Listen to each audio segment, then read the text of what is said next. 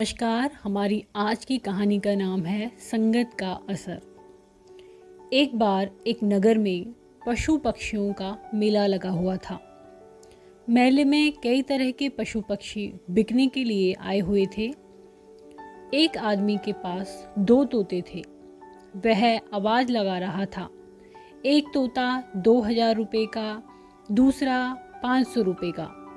जो 500 रुपये वाला ले जाना चाहे ले जाए, लेकिन 2000 रुपये वाला तोता लेने वाले को दूसरा तोता भी लेना पड़ेगा। तभी उस नगर का राजा वहां आया। उसने भी तोते वाले की आवाज़ सुनी।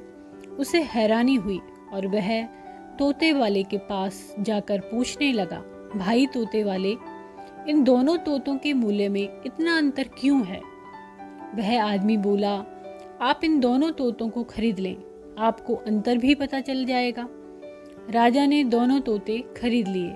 रात को सोते समय राजा ने 2000 रुपये वाले तोते को अपने कक्ष में टांग दिया।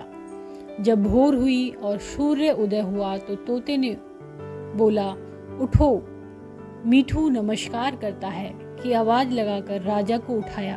तत्पश्चात उसने कुछ भजन सुनाई। यह देख राजा बहुत प्रसन्न हुआ। अगली रात राजा ने 500 रुपये वाले तोते को अपने कक्ष में टांग दिया।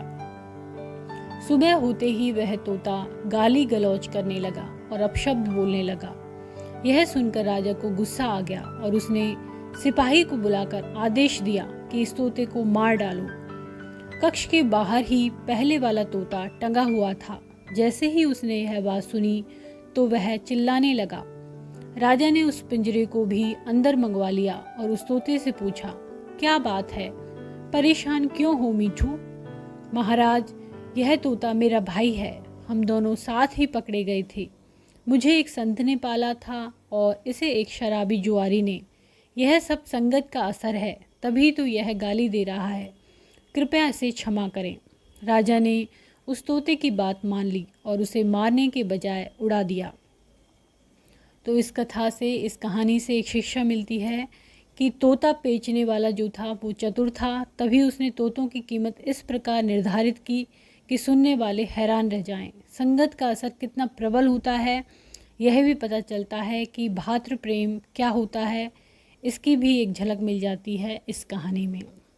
धन्यवाद।